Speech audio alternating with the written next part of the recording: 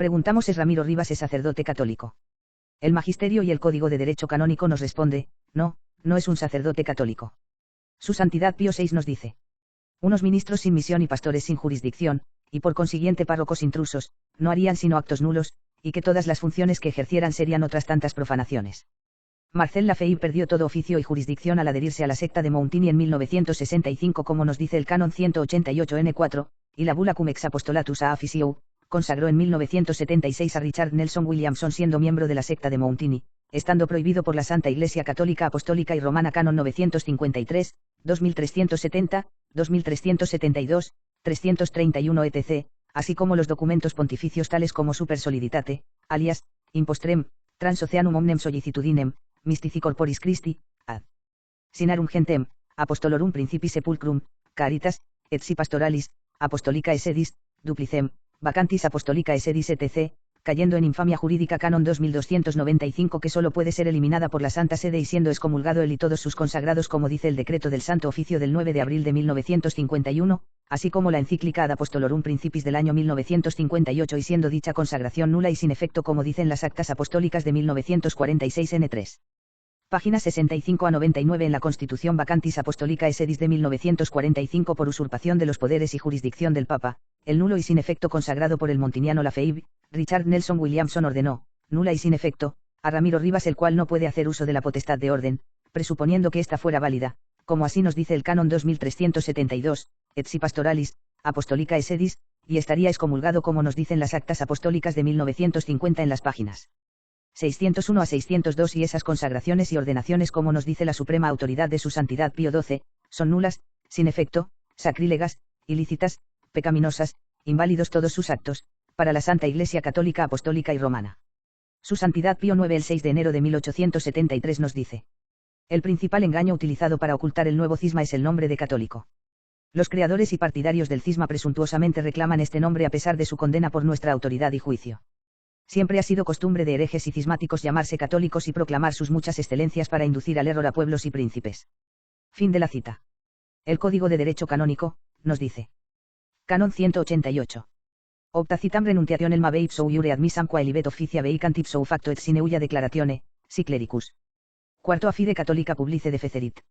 En virtud de la renuncia tácita admitida por el mismo derecho, vacant ipso facto, y sin ninguna declaración, cualquier oficio, si el clérigo apóstata públicamente de la fe católica.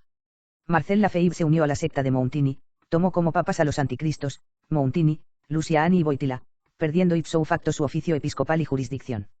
Nos dice el ex canonista Alonso Lobo, hay actos cuya realización voluntaria por la persona implica en el titular del oficio que los ejecuta el ánimo de renunciar, y que ofrecen oportunidad al mismo derecho para que acepte la renuncia, como consecuencia de ello y sin ulterior declaración, el oficio queda automáticamente vacante. Canon 1825 a 1826, esta renuncia tácita existe tan solo en los casos taxativamente señalados por la ley y entre ellos se encuentra, que el oficio queda vacante si el titular abandonase públicamente la fe por apostasía, herejía, cisma, afiliación o adhesión a sectas acatólicas.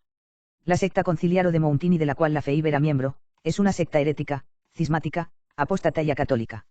El reverendo Leo Arnold Yeager en su libro The Administration of Vacant and Duas y Vacant Dioceses in the United States de 1932, en las páginas 82 y 98 nos dice: este crimen, herejía o apostasía pública, no presupone un acto interno, ni siquiera externo sino oculto, sino una deserción pública de la fe a través de herejía o apostasía formal, con o sin afiliación a otra sociedad religiosa.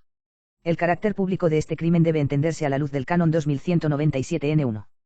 Por lo tanto, si un obispo fuera culpable de esta violación y el hecho fuera divulgado a la mayor parte del pueblo o comunidad, el delito sería público y la sede ipso facto, por ese mismo hecho, quedaría vacante.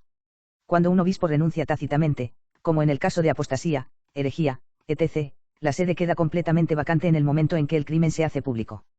Cuando un obispo dimite tácitamente, como en el caso de apostasía, herejía, etc., la sede queda completamente vacía en el momento en que el crimen se hace público. Según una estricta interpretación de la ley, la jurisdicción del obispo pasa en ese momento a la Junta de Consultores Diocesanos, quien podrá comenzar válida y lícitamente a ejercer su poder, siempre que exista certeza de que el delito se ha hecho público. Fin de la cita. No creo que sea necesario citar todas las herejías y apostasías de los documentos del conciliábulo, para saber sus consecuencias inmediatas, así como no creo que sea necesario volver a repetir el canon 188 N4, respecto a cómo Marcel Lafave perdió ipso facto su cargo eclesiástico y su jurisdicción. Citamos la bula Cum ex apostolatus officio de Pablo IV. Bula acerca del peligro de autoridades heréticas del 15 de febrero de 1559, bula vigente a día de hoy y citada en las fuentes del Código de Derecho Canónico de 1917 del Cardenal Gasparri, volumen 1, página 163, número 94. Nos dice este extracto de la bula de Pablo IV. Privación ipso facto de todo oficio eclesiástico por herejía o cisma. Con esta nuestra Constitución, válida a perpetuidad, contra tan gran crimen que no puede haber otro mayor ni más pernicioso en la Iglesia de Dios en la plenitud de nuestra potestad apostólica, sancionamos, establecemos, decretamos y definimos, que por las sentencias, censuras y castigos mencionados, que permanecen en su vigor y eficacia y que producen su efecto, todos y cada uno de los obispos, arzobispos, patriarcas, primados, o de cualquier otra dignidad eclesiástica superior, o bien cardenales, legados, etc. que hasta ahora, tal como se aclara precedentemente, hubiesen sido sorprendidos, o hubiesen confesado, o fuesen convictos de haberse desviado, de la fe católica, o de haber caído en herejía, o de haber incurrido en cisma, o de haberlo suscitado o cometido, o también los que en el futuro se apartaran de la fe católica, o cayeran en herejía, o incurrieran en cisma, o los provocaren, o los cometieren. O los que hubiesen de ser sorprendidos o confesaran o admitieren haberse desviado de la fe católica, o haber caído en herejía, o haber incurrido en cisma, o haberlos provocado o cometido, dado que en esto resultan mucho más culpables que los demás, fuera de las sentencias, censuras y castigos, enumerados, que permanecen en su vigor y eficacia y que producen sus efectos, todos y cada uno de los obispos, arzobispos, patriarcas, primados, o de cualquier otra dignidad eclesiástica superior, o bien cardenales, legados, etc., quedarán privados también por esa misma causa, sin necesidad de ninguna instrucción de derecho o de hecho, de sus jerarquías, y de sus iglesias catedrales, incluso metropolitanas, patriarcales y primadas, del título de cardenal, y de la dignidad de cualquier clase de delegación, y además de toda voz activa y pasiva, de toda autoridad, de los monasterios, beneficios y funciones eclesiásticas, con cualquier orden que fuere, que hayan obtenido por cualquier concesión y dispensación apostólica. Ya sea como titulares, o como encargados o administradores, y en las cuales, sea directamente o de alguna otra manera hubieran tenido algún derecho, o las hubieren adquirido de cualquier otro modo, quedarán asimismo privados de cualquier beneficio, renta o producido, reservados o asignados a ellos. Y del mismo modo serán privados completamente, en forma perpetua, y de modo absoluto. Y por otro lado, siendo del todo contrarios e incapacitados para tales funciones, serán tenidos además como relapsos y exonerados en todo y para todo, incluso si antes hubiesen abjurado públicamente en juicio tales herejías. Y no podrán ser restituidos, repuestos, reintegrados o rehabilitados, en ningún momento, a la prístina dignidad que tuvieron, a sus iglesias catedrales, metropolitanas, patriarcales, primadas, al cardenalato, o a cualquier otra dignidad, mayor o menor, o a su voz activa o pasiva, a su autoridad, monasterio, beneficio, antes bien habrán de quedar al arbitrio de aquella potestad que tenga la debida intención de castigarlos, a menos que teniendo en cuenta en ellos aquellos signos de verdadero arrepentimiento y aquellos frutos de una congruente penitencia, por benignidad de la misma sede apostólica o por clemencia hubieren de ser relegados en algún monasterio, o en algún otro lugar dotado de un carácter disciplinario para hacer allí perpetua penitencia con el pan del dolor y el agua de la compunción. Y así serán tenidos por todos, de cualquier dignidad, grado, orden, o condición que sea, e incluso, arzobispo, patriarca, primado, cardenal, o de cualquier autoridad temporal, etc., o de cualquier otra jerarquía, y así serán tratados y estimados, y además evitados como relapsos y exonerados, de tal modo que habrán de estar excluidos de todo consuelo humanitario. Fin de la cita. El Código de Derecho Canónico, nos dice. Canon 2294. Par 1.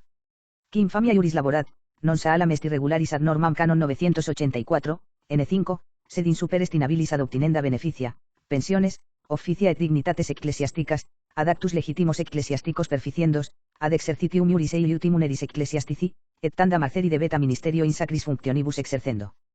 Par 2.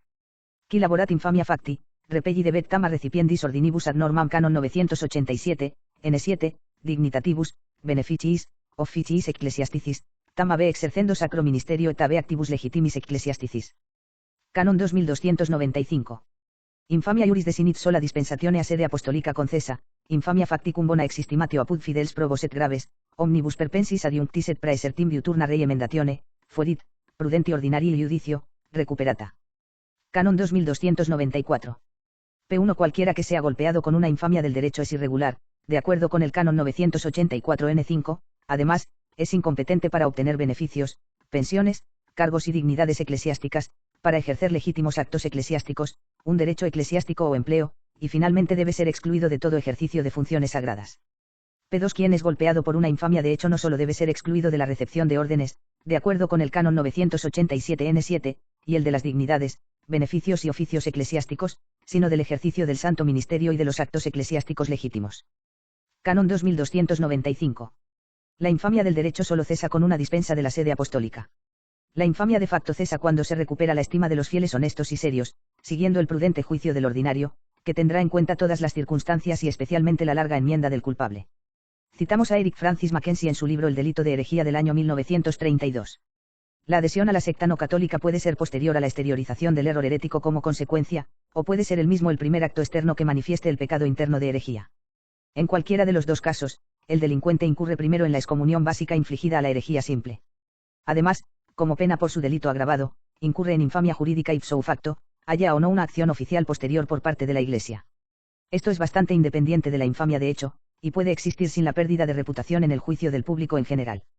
Se trata de un estatus jurídico, que consiste en una serie de incapacidades, que pueden resumirse de la siguiente manera: 4S. 1.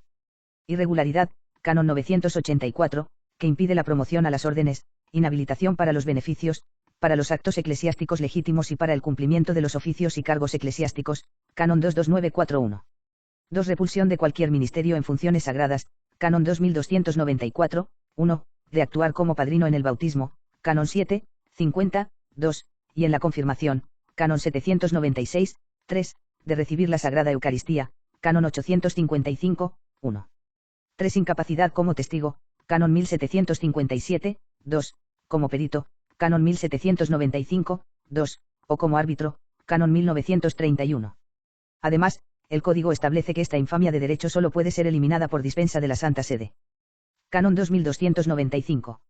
Infamia iuris desinit sola dispensatione a sede apostolica concesa, infamia facticum bona existimatio apud fidels probos et graves, omnibus perpensis adiunctis et praesertim diuturna rei emendatione, fuerit, prudenti ordinarii iudicio, recuperata. La infamia de derecho solo cesa por una dispensa de la sede apostólica. La infamia de hecho cesa cuando se ha recuperado la estima de los fieles honestos y serios, según el prudente juicio del ordinario, que tendrá en cuenta todas las circunstancias y especialmente la larga enmienda del culpable. La infamia de derecho de la que aquí se habla la sufren todos los bautizados que se convierten en miembros de sectas no católicas. Por lo tanto, esta legislación incluye a todos los laicos y a todos los clérigos que anteriormente eran miembros de la Iglesia. Además, se aplica a todos los que fueron válidamente bautizados pero fueron educados en creencias sectarias. En otras palabras, los protestantes, nestorianos, etc., deben ser considerados responsables de sus actos externos en violación de la ley de la Iglesia, a menos que se demuestre lo contrario. Por consiguiente, cuando se adhieren formalmente a su secta, o viven públicamente de acuerdo con sus principios y sus prácticas, se presume que han incurrido en esta infamia jurídica, junto con la excomunión general por herejía. Como se ha señalado anteriormente, esta presunción cederá ante los hechos, y si se da alguna importancia a la cuestión de su estatus en el foro externo, la prueba de la ignorancia inculpable o simplemente culpable de la pena demostrará que no se incurrió en la censura y la infamia jurídica. Si un clérigo es culpable de este delito agravado, el Código establece otras dos disposiciones. La primera se refiere al texto citado anteriormente. Canon 188. Opta citam renunciationem mave ipso iure admissam qua elibet officia veicant ipso facto et sine ulla declaratione, si clericus. Cuarto, a fide católica publice defecerit. Todos los cargos quedarán vacantes ipso facto por renuncia tácita. 4. Si un clérigo se ha apartado públicamente de la fe católica. Este canon, 188, 4, pertenece a la sección que trata de las renuncias a los cargos eclesiásticos, y el significado de esta sección es que el acto de romper la conexión públicamente con la Iglesia es una renuncia tácita a cualquier cargo, beneficio o posición, que es aceptada por la Iglesia, sin que sea necesaria una notificación formal de aceptación por parte del obispo o de cualquier otro funcionario. En otras palabras, un clérigo que se une a una secta no católica se despoja, por este mismo acto, de cualquier posición eclesiástica que haya tenido previamente, y ya no tiene ningún derecho o poder derivado de esa posición. Fin de la cita.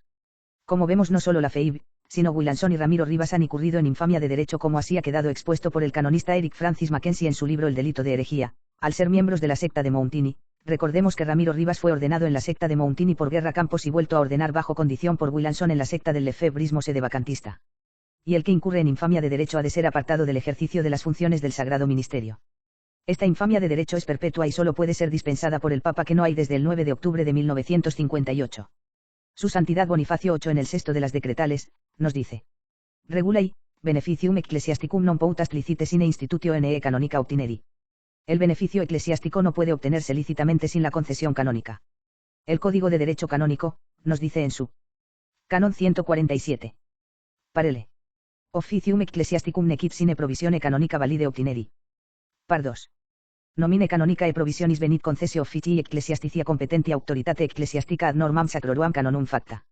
Caritas, cum pro pastorali, acervissimum, et simulta, quod nunquam, etc. Los oficios eclesiásticos no pueden obtenerse válidamente sin provisión canónica.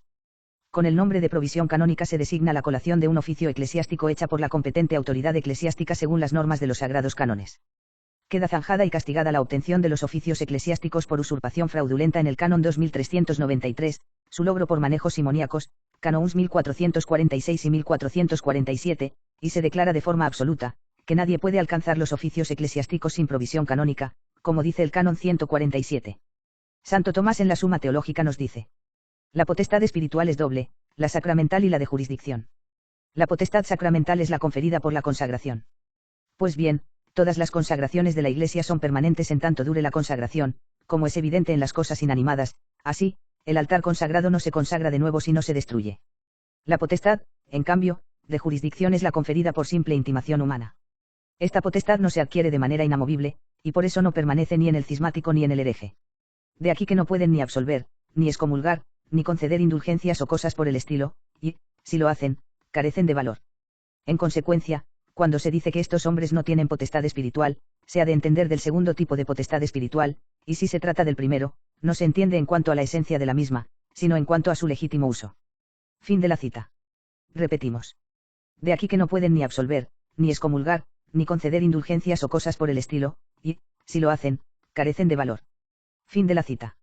En las actas apostólicas de 1950 en las páginas 601 a 602 nuestro Santísimo Señor Pío Papa XII se dignó tomar una decisión, en excomunión en otro modo reservado a la sede apostólica, incurren en el mismo hecho, en su punto 2 la persona que posee un oficio eclesiástico o un favor o dignidad sin institución canónica o disposición hecha de acuerdo con los sagrados cánones, o permite que se le introduzca ilegalmente, o lo retiene. Qui ecclesiasticum officium vel beneficium vel dignitatem sine institutione vel provisione canonica, ad normam sacrorum canonum facta, occupat vel in eadem siniti legitime immiti, vel eadem retinet. Como hemos visto, su Santidad Pío VI nos dice que todos sus actos son nulos y profanaciones, y su Santidad Pío XII nos dice que la consagración de Richard Nelson Williamson es nula y sin efecto, sacrílega y pecaminosa. El canon 147 nos dice que su oficio eclesiástico es inválido, las actas apostólicas del 29 de junio de 1950 nos dice que está excomulgado. La potestad de orden podría ser válida, pero sus actos son inválidos, nulos y sin efecto. Para la Santa Iglesia Católica Apostólica y Romana todos sus actos son nulos y sin efecto, por más que tuvieran la potestad de orden, que nos la tendrá que confirmar el Papa que no tenemos. Su Santidad Pío VI nos dice: unos ministros sin misión y pastores sin jurisdicción, y por consiguiente párrocos intrusos, no harían sino actos nulos, y que todas las funciones que ejercieran serían otras tantas profanaciones. ¿Qué se podría esperar de estos obispos, que no hubieran entrado por la verdadera puerta, o más bien qué males no podría temer la religión de estos hombres, que, envueltos ellos mismos en el lazo del error, no podrían de ninguna manera apartar al pueblo de él? Y ciertamente, pastores de esta naturaleza, cualesquiera que fuesen, no tendrían poder alguno para atar ni para desatar, porque carecerían de misión legítima, y al instante serían declarados fuera de la comunión de la Iglesia por esta Santa Sede, porque esta es la pena, que siempre ha impuesto a todos los intrusos. Fin de las citas de su Santidad Pío bien colección de las alocuciones consistoriales. Página 97. ¿Qué misión canónica y jurisdicción tiene Richard Nelson Williamson? Ninguna. ¿Qué misión canónica y jurisdicción tiene Ramiro Rivas? Ninguna. Son intrusos. Canon 109. Qui in ecclesiastica mierare iam cooptantur, non ex populi vel potestatis aecularis consensue iuti vocatione ad leguntur, sed in gradibus potestatis ordinis constituuntur sacra ordinatione, in supremo pontificatu, ipso metiure divino, ad impleta conditione legitimae electionis eius demque acceptationis, in reliquis gradibus jurisdictionis, canonica missione. Los que son admitidos en la jerarquía eclesiástica, lo son constituidos en los grados de la potestad de orden por la sagrada ordenación, en el supremo pontificado por el mismo derecho divino, cumplida la condición de la elección legítima y de su aceptación, en los demás grados de jurisdicción, por la misión canónica. Citemos a Inocencio III en el año 1215 en el Cuarto Concilio de Letrán nos dice: y este sacramento, la Eucaristía, nadie ciertamente puede realizarlo sino el sacerdote que hubiere sido debidamente ordenado, según las llaves de la Iglesia, que el mismo Jesucristo concedió a los apóstoles y a sus sucesores. Fin de la cita. Recordemos lo que dice el Concilio de Trento sobre el sacramento del orden, sesión 23, canon 7. Si alguno dijere, que los obispos no son superiores a los presbíteros, o que no tienen potestad de confirmar y ordenar, o que la que tienen es común a los presbíteros, o que las órdenes que confieren sin consentimiento o llamamiento del pueblo o potestad secular, son nulas, o que los que no han sido debidamente ordenados, ni enviados por potestad eclesiástica, ni canónica, sino que vienen de otra parte, son ministros legítimos de la predicación y sacramentos, sea excomulgado. Fin de la cita. Repetimos. Si alguno dijere que los que no han sido debidamente ordenados, ni enviados por potestad eclesiástica, ni canónica, sino que vienen de otra parte, son ministros legítimos de la predicación y sacramentos, sea excomulgado. Ramiro Rivas y Richard Nelson Williamson han sido enviados por potestad eclesiástica, y canónica, o vienen de otra parte. El reverendo John Joseph McVeigh escribió en 1926, en su manual, Manual of Christian Doctrine, Comprising Dogma, Moral, and Worship en las páginas 123 a 126. Citamos estos extractos. Quienes después del Papa son pastores legítimos de la Iglesia. Los obispos que han sido instituidos canónicamente, es decir, que han recibido del soberano pontífice una diócesis para gobernar. ¿Por qué no basta ser obispo o sacerdote para ser pastor legítimo? Porque el Papa también debe enviar a un obispo a una diócesis, y el obispo debe enviar a un sacerdote a una parroquia. En otras palabras, un pastor debe tener no solo el poder de orden, sino también el poder de jurisdicción. ¿Cómo se comunica el poder de jurisdicción? Los sacerdotes reciben su jurisdicción del obispo de la diócesis, los obispos reciben la suya del Papa, y el Papa tiene jurisdicción de Jesucristo. Un obispo que no obtuvo sus poderes espirituales del Papa, un pastor que no obtuvo los suyos del obispo legítimo, sería un intruso o cismático. Fin de la cita. Ramiro Rivas y Richard Nelson Williamson son pastores legítimos. No, son intrusos. Canon 953. Consecratio episcopalis reservatur Romano pontificii taut nulli episcopoli ceat quemoam consecrare in episcopum, nisi prius constet de pontificio mandato. Super soliditate, alias, impostrem, trans oceanum omnem sollicitudinem, mystici corporis Christi, ad sinarum gentem, apostolorum principi sepulcrum. De tal manera está reservada al romano pontífice la consagración episcopal, que ningún obispo puede lícitamente consagrar a otro si previamente no le consta del mandato pontificio. La consagración episcopal está reservada al sumo pontífice y ningún obispo puede proceder a ella sin un mandato apostólico cierto, el obispo que sin dicho mandato consagra a otro obispo, sus asistentes, obispos o sacerdotes, y el que es consagrado incurren, ipso facto, en suspensión y excomunión reservada a la Santa Sede. ¿Qué papa dio mandato apostólico a la FEIB para consagrar lícitamente, es decir, católicamente, a Richard Nelson Williamson el 30 de junio de 1988, si no tenemos papa desde el 9 de octubre de 1958? Ninguno. Canon 2370. Episcopus alicem consecran sin episcopum, episcopi vel, loco episcoporum, presbiteri assistentes, et qui consecrationem recipit sine apostolico mandato contra praescriptum canon 953, ipso iure suspensisant, don exedes apostolica eos dispensaverit. Alias, caritas. El obispo que sin mandato apostólico consagra a otro obispo, en contra de lo que se dispone en el canon 953, los obispos o, en lugar de estos, los presbíteros asistentes, y el que recibe la consagración quedan por el derecho mismo suspensos hasta que la sede apostólica los dispense.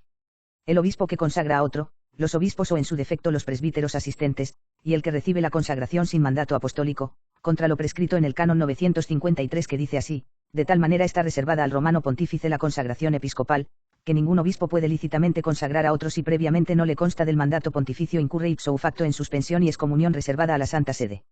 El delito consta de dos figuras, la primera en el canon 2370 que se acaba de exponer y la segunda en el decreto del Santo Oficio del 9 de abril de 1951, vigente desde el 21 de abril de 1951 teniendo fuerza legal en la Iglesia Universal. Sin más citamos a su Santidad Pío XII, no sin antes recordar que las actas apostólicas son vinculantes para todos los católicos, como así dejó dicho su Santidad San Pío X en la Constitución Apostólica Promulgandi de 1908, AAS, volumen I, 1909, N1, pp 5-6, y dicho decreto de su Santidad Pío XII está inscrito en las actas apostólicas de 1951 en las páginas 217 a 218 y es vinculante para todos los católicos, los que hacen caso omiso, son evidentemente cismáticos. Citamos a su Santidad Pío XII el 21 de abril de 1951. El obispo de cualquier rito y dignidad, que confiera la consagración episcopal a alguien sin haber recibido el nombramiento de la sede apostólica o sin por la misma hubiera sido expresamente confirmada, y también el que recibe dicha consagración, aunque uno y otros lo hagan coaccionados por miedo grave, canon 2229-3, 3 grados, incurren ipso facto en excomunión reservada de un modo especialísimo a la sede apostólica. Actas. Congregationum Suprema Sacra Congregatio S. Officii. 2 Decretum de Consecratione Episcopi sine canonica provisione. AS 43, 1951. 9 de abril. Página 217 a 218. Fin de la cita. Ahora citamos a su Santidad Pío XII en su última encíclica vinculante a toda la Iglesia Universal de nuestro Señor Jesucristo. Ad Apostolorum Principi Sepulcrum del 29 de junio de 1958. Citamos.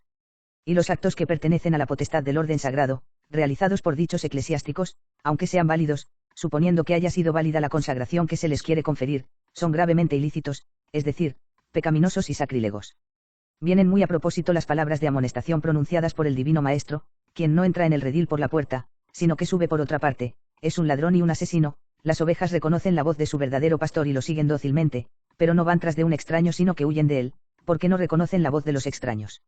De cuanto hemos expuesto, se sigue, que ninguna otra autoridad que no sea la del Pastor Supremo, puede revocar la institución canónica conferida a un obispo. Ninguna persona o asamblea, ya de sacerdotes o de laicos, puede arrogarse el derecho de nombrar obispos. Ninguno puede conferir legítimamente la consagración episcopal sin el beneplácito apostólico. Canon 953, Consecratio Episcopalis Reservatur Romano Pontificii Taut Nulli Episcopoli Ceat Quemuam Consecrare in Episcopum, Nisi Prius. Constet de pontificio mandato. Así, pues, por causa de una consagración abusiva, que constituye un gravísimo atentado a la unidad de la Iglesia, ha sido establecida la excomunión especialísimamente reservada a la Santa Sede Apostólica, en la cual incurre ipso facto, no solo quien recibe la consagración arbitraria, sino quien la confiere, quedando ambos, por ese mismo hecho, separados de la unidad y de la comunión con la Iglesia. Fin de la cita. Aquí su Santidad Pío XII nos dice que tanto Lafave como Williamson están separados de la unidad y de la comunión con la Santa Iglesia Católica Apostólica y Romana. Ahora nos preguntamos qué potestad de jurisdicción tiene Richard Nelson Williamson. Respondemos con su Santidad Pío XII que ninguno. Su Santidad Pío XII en 1942, nos dice infaliblemente de dónde llega la potestad de jurisdicción al obispo para ser católico. Discurso a los párrocos y a los cuaresmeros de Roma, que podemos leer en el libro Discursos de su Santidad Pío XII volumen 2 ediciones Acción Católica en la página 384. Citamos un extracto. El vicario de Cristo es el centro de su unidad y la fuente de la autoridad, pues a él deben estar unidos todos los demás pastores, que de él reciben inmediatamente su jurisdicción y su misión. A él corresponde confirmarlos en la fe, como pastor primero y universal, y, como pastor de los pastores, prevenir y corregir los abusos, guardar inviolable el depósito de la doctrina de Cristo y de la santidad de la moral, condenar auténticamente el error. Solo él, sucesor de Pedro, piedra fundamental de la Iglesia. Repetimos. Que de él reciben inmediatamente su jurisdicción y su misión. Fin de la cita. Citamos a su Santidad Pío XII en 1943 que nos dice infaliblemente de dónde llega la potestad de jurisdicción al obispo para ser católico. Mystici Corporis Christi. Por lo cual los obispos no solamente han de ser considerados como los principales miembros de la Iglesia Universal, como quienes están ligados por un vínculo especialísimo con la cabeza divina de todo el cuerpo y por ello con razón son llamados, partes principales de los miembros del Señor, sino que, por lo que a su propia diócesis se refiere, apacientan y rigen como verdaderos pastores, en nombre de Cristo, la grey que a cada uno ha sido confiada, pero, haciendo esto, no son completamente independientes, sino que están puestos bajo la autoridad del romano pontífice, aunque gozan de jurisdicción ordinaria, que el mismo sumo pontífice directamente les ha comunicado. Fin de la cita. Citamos a su Santidad Pío XII en 1954 que nos dice infaliblemente de dónde llega la potestad de jurisdicción al obispo para ser católico. Ad sinarum gentem. Además, lo que del mismo modo ha sido establecido por disposición divina, a la potestad de orden, en virtud de la cual la jerarquía eclesiástica se halla compuesta de obispos, sacerdotes y ministros, se accede recibiendo el sacramento del orden sagrado, la potestad de jurisdicción, además, que al sumo pontífice es conferida directamente por derecho divino, proviene a los obispos del mismo derecho, pero solamente mediante el sucesor de San Pedro, al cual no solamente los simples fieles, sino también todos los obispos deben estar constantemente sujetos y ligados con el homenaje de la obediencia y con el vínculo de la unidad. Fin de la cita. Citamos a su Santidad Pío XII en 1958 que nos dice infaliblemente de dónde llega la potestad de jurisdicción al obispo para ser católico. Ad Apostolorum Principis. Volvimos a referirnos a esta enseñanza con estas palabras: la potestad de jurisdicción que se confiere directamente por derecho divino al sumo pontífice llega a los obispos por ese mismo derecho, pero solo a través del sucesor de Pedro, al que no solo los fieles sino también todos los obispos están obligados a estar constantemente sujetos y a adherirse tanto por la reverencia de la obediencia como por el vínculo de la unidad. Fin de la cita. Resumimos.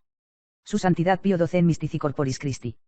Están puestos bajo la autoridad del romano pontífice, aunque gozan de jurisdicción ordinaria, que el mismo sumo pontífice directamente les ha comunicado. Fin de la cita. Su Santidad Pío XII en Ad sinarum gentem. La potestad de jurisdicción, además, que al sumo pontífice es conferida directamente por derecho divino, proviene a los obispos del mismo derecho, pero solamente mediante el sucesor de San Pedro. Fin de la cita. Su Santidad Pío XII en Ad Apostolorum Principis. La potestad de jurisdicción que se confiere directamente por derecho divino al sumo pontífice llega a los obispos por ese mismo derecho, pero solo a través del sucesor de Pedro. Ninguno puede conferir legítimamente la consagración episcopal sin el beneplácito apostólico. Fin de la cita. Su Santidad Pío VI en Charitas Cuae, página 56 del tomo 2, página 487 de la colección de los breves e instrucciones. Declaramos también y decretamos, que las consagraciones de los mismos han sido criminales, y son ilícitas, ilegítimas, sacrílegas y contrarias a los santos cánones, y respecto, a que han sido electos temerariamente y sin ningún derecho, los declaramos, privados de toda jurisdicción eclesiástica y espiritual para la dirección de las almas, y suspensos, de todas las funciones episcopales, por haber sido ilícitamente consagrados. Fin de la cita. Citamos el Manual de la Religión Cristiana Handbook of the Christian Religion, de Wilhelm Wilmes del año 1891. El poder de jurisdicción se requiere en el sacerdote para la válida administración del sacramento de la penitencia, y para el legítimo ejercicio de los demás ministerios, por lo que los ordenados sin jurisdicción son insuficientes para la dispensación de los medios de salvación. Fin de la cita. Citamos a Walter de Vivier en las páginas 329 a 330 de su obra Apologética Cristiana, una defensa de la fe católica del año 1903. El poder de jurisdicción incluye al mismo tiempo la facultad de ejercer legítimamente el poder de orden y el derecho de tomar parte en el gobierno de la Iglesia. Esta facultad y este derecho se confieren por institución canónica y dependen de la voluntad del jefe supremo de la Iglesia. Ningún obispo que no haya recibido jurisdicción de la cabeza de la Iglesia puede legítimamente ordenar un sacerdote o consagrar un obispo, aunque lo haga válidamente, ni puede tomar parte, ni siquiera válidamente, en la administración y gobierno de la Iglesia. Para estar en la legítima y plena línea de sucesión de los pastores de la Iglesia, es decir, en la jerarquía de jurisdicción, no basta que un obispo haya recibido la potestad de orden, también debe tener el poder de jurisdicción. En otras palabras, no es suficiente que sea consagrado obispo, también debe haber recibido con su consagración el derecho de administrar una diócesis, que en virtud de la sucesión apostólica queda así unida a una de las primitivas sedes apostólicas. Esta es una proposición evidente que puede ser probada por las palabras de todos los padres, que condenan a los cismáticos, a los obispos en posesión de sedes usurpadas. Fin de la cita. San Roberto Belarmino de Romano Pontífice Libro 2 capítulo 30, nos dice. Finalmente, los santos padres enseñan unánimemente no solo que los herejes están fuera de la Iglesia, sino también que están ipso facto privados de toda jurisdicción y dignidad eclesiásticas. San Cipriano dice, afirmamos que absolutamente ningún hereje o cismático tiene poder o derecho, y también enseña que los herejes que regresan a la Iglesia deben ser recibidos como laicos, aunque hayan sido antes sacerdotes o obispos en la Iglesia. San Optato enseña que los herejes y los cismáticos no pueden tener las llaves del reino de los cielos, ni atar ni desatar. San Ambrosio, San Agustín, San Jerónimo, enseñan lo mismo. Fin de la cita. Y podemos, seguir y seguir. Algunos miembros de estos grupos o clericus vaganza católicos, quieren acudir al canon 209, para justificar sus nulidades e invalideces, que dice así. In errore communie iliuti indubio positivo et probabilis ibe iuris ibe facti, jurisdictionem supplet ecclesia pro foro tam externo tam interno. En caso de error común o de duda positiva y probable, tanto de derecho como de hecho, la Iglesia suple la jurisdicción así en el fuero externo como en el interno. El reverendo y canonista Francis Miaskiewicz en su libro dedicado en exclusiva para este canon titulado Jurisdicción delegada según el canon 209 Supplit Jurisdiction according to canon 209 del año 1940 nos deja meridianamente claro que dichas apelaciones son falsas, sin mencionar lo que infaliblemente dejó atado su santidad Pío XII en los años 1942, 1943, 1954,1958, que ya hemos citado anteriormente. Citamos sin más a Francis Miaskiewicz en este extracto obvio de su obra fundamental que aparece en la página 194 del citado libro. Citamos. Cuando se dice que la Iglesia, o más específicamente el romano pontífice, suministra jurisdicción en cualquier caso, ya sea en el error común o en la duda, se entiende fácilmente que el Papa actúa en virtud de la plenitud del poder jurisdiccional que Cristo confió a su persona. Fin de la cita. No tenemos Papa desde el 9 de octubre de 1958, a no ser que pretendan decirnos que el apóstata Bergoglio lo es. Como hemos visto, la FEIB perdió su potestad de jurisdicción y Williamson jamás la poseyó, y ambos están excomulgados ipso facto, por distintos cauces, así como Ramiro Rivas. Richard Nelson Williamson jamás fue ni será obispo católico, es un intruso, nulo y sin efecto.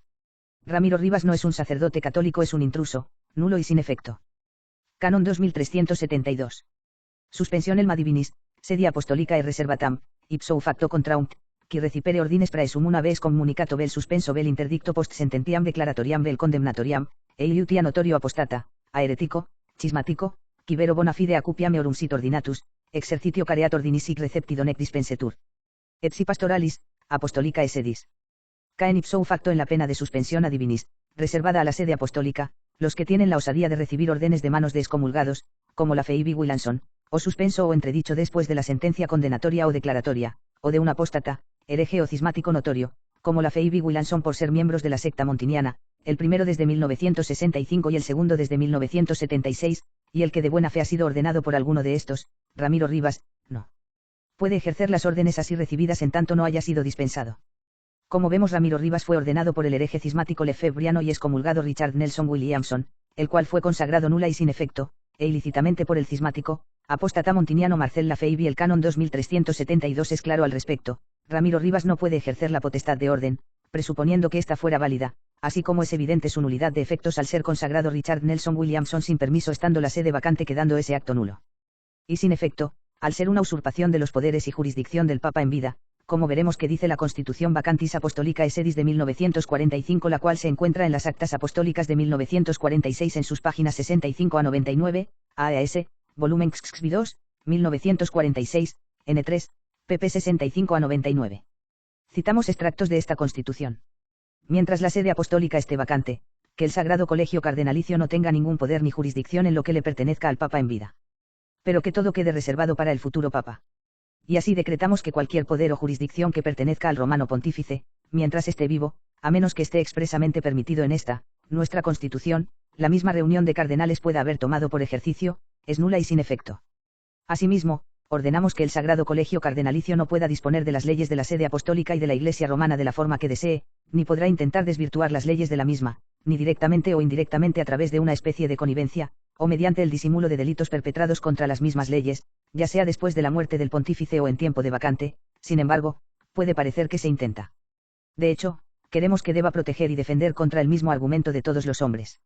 Las leyes dictadas por los romanos pontífices no pueden en modo alguno ser corregidas o cambiadas por la vacante de la reunión de los cardenales de la Iglesia romana, la sede, ni se puede quitar o agregar nada, ni se puede hacer ninguna dispensa de ninguna manera con respecto a las leyes mismas o alguna parte de ellas. Esto es muy evidente en las constituciones pontificias, sobre la elección del romano pontífice. Pero si ocurre algo contrario a esta prescripción o si por casualidad se intenta, lo declaramos nulo y sin efecto por parte de nuestra suprema autoridad. Por lo tanto, que no se permite a nadie debilitar esta página de nuestra Constitución, ordenanza, abrogación, mandamiento, orden vinculante, advertencia, prohibición, precepto y voluntad, o que vaya a ir en contra de ella por una empresa imprudente. Además, si alguien se atreve a intentar esto, que sepa que incurrirá por ello en la ira de Dios Todopoderoso y de los benditos apóstoles Pedro y Pablo. Fin de la cita. Citamos ahora a la Revista Española de Derecho Canónico de 1946 volumen 1 número 2 páginas 425 a 484. En el N3 de este capítulo encontramos la primera modificación. En efecto, después de repetir lo de la Constitución anterior, a saber, que los cardenales carecen de toda autoridad para introducir innovaciones en las leyes promulgadas por los romanos pontífices, o para interpretarlas, sobre todo en lo que atañe a la elección de Papa, la nueva Constitución añade por su cuenta, y si aconteciere que hicieran o atentaran algo contra lo aquí decretado, lo declaramos de ningún valor, en virtud de nuestra suprema autoridad. Fin de la cita. En el preámbulo de Vacantis Apostolicae Sedis, está claro que ciertas cosas no pueden suceder durante la sede estando vacante. Nadie, ni siquiera los cardenales, pueden usurpar la jurisdicción del romano pontífice durante un interregno. No pueden hacer lo que normalmente se le permite hacer al Papa. Esto incluye erigir seminarios, crear nuevas órdenes religiosas, emitir mandatos papales para consagrar obispos, proporcionar jurisdicción, canonizar santos, cambiar la liturgia de cualquier manera, dispensar de la observancia de las leyes papales, levantar irregularidades como la infamia de la ley o levantar cualquier excomunión, prohibición, condenación, suspensión, anatema reservado especialmente al romano pontífice, etc.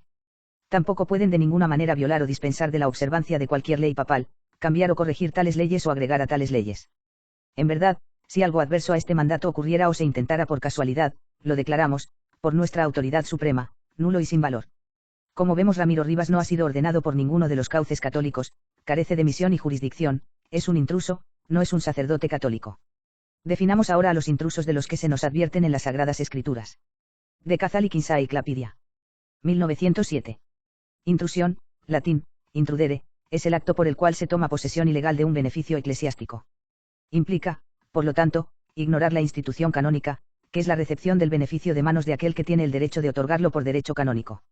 La necesidad de una institución canónica adecuada se basa principalmente en ciertos pasajes del Nuevo Testamento, Juan 10,1, Heb 5,4, en los que se postula una misión legítima de la autoridad debidamente constituida en la Iglesia. Esto es reafirmado por el Concilio de Trento, Ses. 23, C7, y en el Corpus Juris Canonici se decreta, no se puede tomar posesión de un beneficio eclesiástico sin la institución canónica, capi, de reg, jur, envi. Para constituirlo un intruso o usurpador en el sentido eclesiástico, es suficiente que la persona no tenga un verdadero título canónico al beneficio cuando toma posesión. Fin de la cita. Si se refieren a que los intrusos a católicos, como Ramiro Rivas, pueden administrar los sacramentos, también tenemos un canon al respecto, el canon 1258, 1 aut licitum est fidelibus quo bis modo active assistere seu partem avere in sacris a catholicorum. No se permite a los fieles asistir activamente o participar de cualquier forma en ritos sagrados no católicos. El cual nos prohíbe expresamente buscar los sacramentos, de cismáticos e intrusos. Canon 2316. Qui quo modo aeresis propagation el mesponte et scienter iubat, e iutici communicat in diviniscum aereticis contra praescriptum can. 1258, suspectus de aeresia est. Se considera sospechoso de herejía todo aquel que, de manera espontánea y consciente, ayude de alguna manera a la propagación de la herejía, o se comunique in divinis con los herejes, en contra de lo prescrito en el canon 1258. Su Santidad Pío VI el 26 de septiembre de 1791 nos advierte en Laudabilem Majorum. Cuando un católico coopera en el cisma con su conducta, es imposible que no asienta por ese mismo hecho el pecado de cisma, y que no reconozca y trate al intruso como un sacerdote legítimo. El reverendo Stahl en 1948 en Decam una Keisian of Catholics with Schismatics en las páginas 59 a 60 nos dice: el acto de buscar o recibir los sacramentos de un ministro cismático está prohibido en virtud no solo de la ley divina, sino también de la ley promulgada en el canon 1258, 1. Fagnanus, 1598 a 1678, al comentar la ley del decreto, ofreció un tratado con el título de Schismaticis et Ordinatis Abeiaeis. En él afirmaba que no era lícito buscar o recibir los sacramentos de un ministro por muy excomulgado que estuviera. Una transgresión de esta naturaleza que connotaba la presencia de un peligro espiritual no podía ser derogada por una costumbre contraria. El acto de buscar o recibir los sacramentos de un ministro cismático está prohibido en virtud no solo de la ley divina, sino también de la ley promulgada en el canon 1258, 1. También ha habido respuestas del Santo Oficio que han prohibido la comunicación religiosa positiva con los cismáticos en la dispensación de los sacramentos. Nunca es lícito solicitar la recepción de los sacramentos a quien los administra de forma distinta al rito católico y, por tanto, diferenciando la administración de la empleada por la Iglesia. Esto sería una participación inmediata en una forma ilícita de trabajo, y una profesión implícita de una secta falsa. Tal petición es igualmente ilícita si el sacramento es administrado por un ministro cismático en un rito católico, salvo en caso de extrema necesidad y solo en los casos de bautismo y penitencia. Incluso en estos casos, las circunstancias tendrían que poner de manifiesto que la petición no implica el reconocimiento de una falsa secta. Fin de la cita. Citamos el Diccionario de Teología Moral, por el que fue obispo Francesco Raverti año 1957. Comunicación con acatólicos, in sacris. La comunicación in sacris, es decir, en las cosas sagradas, es la participación de un católico en las funciones sagradas y públicas de un culto no católico, herético, cismático, infiel, etc. Esta es la verdadera ce in sacris, llamada también ce in sacris positiva, para distinguirla de la ce in sacris negativa, que existe cuando un católico es admitido a tomar parte en las funciones del rito católico. Limitándonos a la primera, esta puede ser formal cuando un católico participa en un culto acatólico con la intención de honrar a Dios con aquel culto, o material cuando un católico asiste a las funciones de un culto acatólico por razón de oficio o convivencia social sin intención de participar realmente en aquel culto, o activa cuando al tomar parte en el culto se realiza algún acto que tenga relación con él, y pasiva cuando se toma parte sin poner ningún acto que diga relación a la ceremonia religiosa. Comunicación, in sacris, activa y formal. La comunicación activa y formal está prohibida siempre, y el can. 1258 la prohíben expresamente bajo todas sus formas, porque sería la profesión de un culto falso y la negación de la fe católica, aparte del escándalo. Así, fuera del peligro de muerte está prohibido recibir los sacramentos de un ministro acatólico, y tomar parte activa en sus ceremonias de culto. Quien toma parte activa y formal en un culto acatólico es sospechoso de herejía, can 2318. Fin de la cita. Citamos a Wilhelm Wilmes en su Manual de la Religión Cristiana del año 1891 en su página 371. Todos los que apoyan a un sacerdote, obispo o administrador diocesano que no ha recibido legítimamente su misión del Papa, y todos los que mantienen relaciones con él en asuntos espirituales, son, como aquel a quien apoyan, tratados por la Iglesia como cismáticos, porque con tal acción se separan de la unidad de la Iglesia. Fin de la cita. Para finalizar recordemos estas citas de su Santidad Pío VI. Unos ministros sin misión y pastores sin jurisdicción, y por consiguiente párrocos intrusos, no harían sino actos nulos, y que todas las funciones que ejercieran serían otras tantas profanaciones. Declaramos y decretamos que estas consagraciones fueron pecaminosas y son ilícitas, ilegales, sacrílegas y en desacuerdo con las regulaciones de los cánones sagrados. Dado que fueron elegidos imprudentemente e injustamente, carecen de toda jurisdicción eclesiástica y espiritual para guiar a las almas, y han sido suspendidos de todo ejercicio del cargo episcopal. Prohibimos severamente a los mal elegidos e ilícitamente consagrados, asumir la jurisdicción episcopal ya que nunca la han recibido. Tampoco deben nombrar, para la cura de almas y la administración de los sacramentos, bajo ningún pretexto de necesidad. También ordenamos y prohibimos, bajo la misma pena de suspensión, que tanto los consagrados como sus consagradores confieran ilícitamente el sacramento de la confirmación o del orden, o que ejerzan de cualquier modo el oficio episcopal del que han sido suspendidos. Por consiguiente, Cualquier persona ordenada por ellos debe saber que está suspendida y que será culpable de irregularidad si ejerce las órdenes que ha recibido.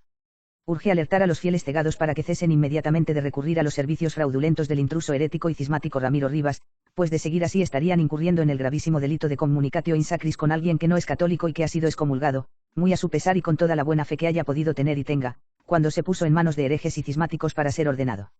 Esto no es ninguna broma, con el magisterio infalible de los vicarios de nuestro Señor Jesucristo no se discute y de Dios nadie se burla.